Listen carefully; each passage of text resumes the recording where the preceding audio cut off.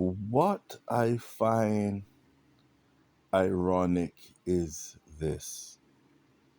In the early days of the internet, late 90s, let us just say for argument's sake, 96, 97, 98, when you would create uh, them days,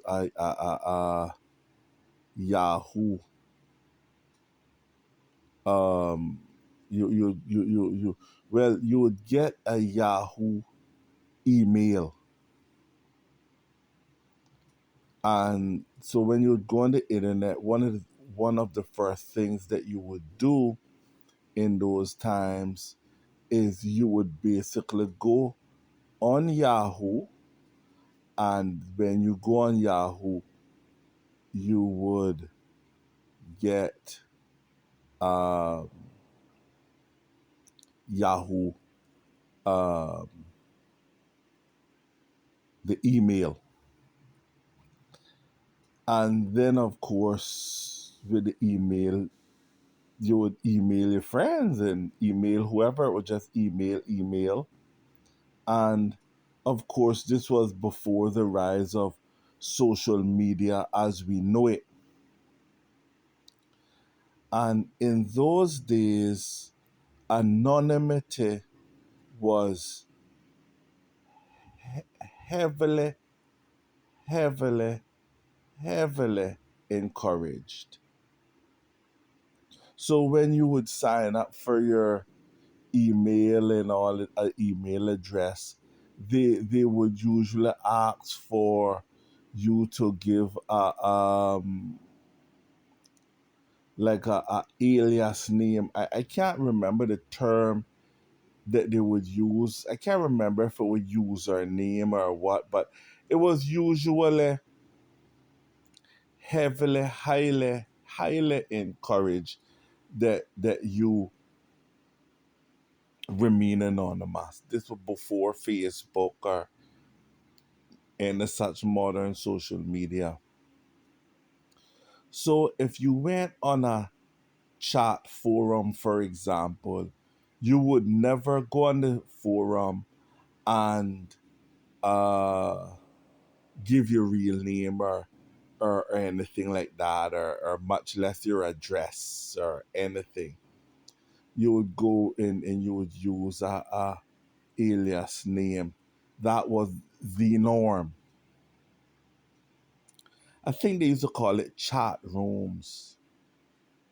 So people would go on these chat rooms, they would remain anonymous, but usually in these chat rooms, the chat room would usually be created around a given topic, whether it's a TV show or a book or some topic of interest. Sometimes people would have general chats, but it was you would type, you didn't speak.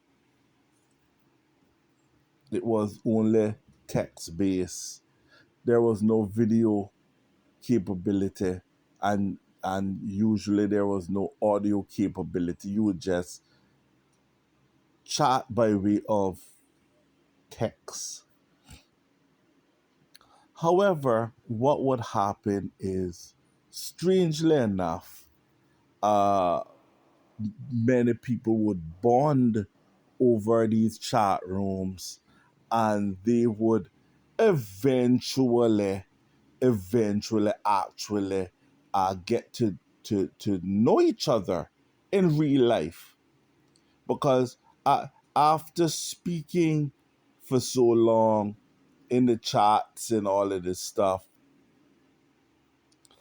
people would naturally become friends. And even though it was discouraged, giving your location or your name or your identity over the internet, even though that was heavily discouraged, people still found ways to interact with each other outside of the cyberspace. Now, what I find ironic is this: we live in a age of heavy surveillance now, and your anonymity is discouraged on the internet. That's a fact. It's totally discouraged. I mean, Facebook killed that. And if you go to create, say, a page on, say, Facebook or some such platform, and they see that you're trying to be anonymous, it's a good chance that you it's a very good chance that you may get banned, even if it's temporary. So um transparency now on the internet is heavily, heavily, heavily encouraged now. There are people who will debate why it is so, but that's not my point. What I'm getting at is that even though there's all of these, the technology has advanced where you can do audio, you can show your face. People are putting their real names, for example, on Facebook. It's encouraged. Uh, what you find now, strangely enough, what is happening is that the actual opposite is taking place. People now are retreating in more into cyberspace, more into themselves, and people are meeting each other less in, say, the real world. Now I'm not doing a pros and cons of meeting someone in the real world. I am not uh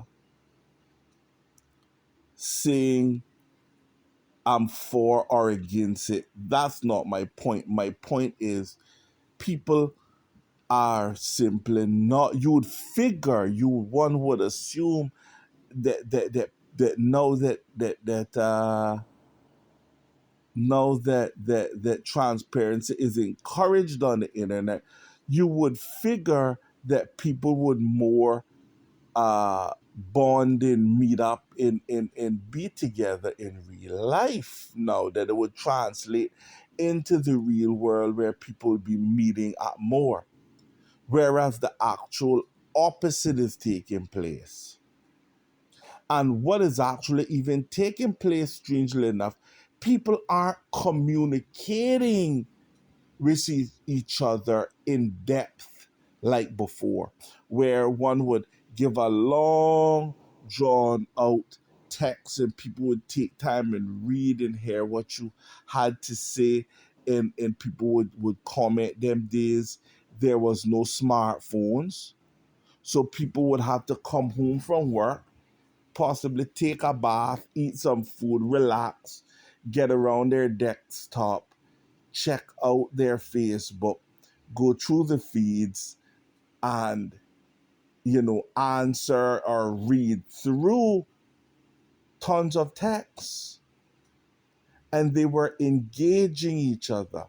Now you can do a video or an audio clip, and in many cases people mightn't even look at it, or if you're lucky they might look at it for 5 seconds and then scroll on. So I find that it is strange that it's turned the other one way. One would think that it's counterintuitive that this has happened. But I would encourage it. I really, what I want is I'd like to explore and know and get possible suggestions as to why the opposite has happened now that the internet is transparent.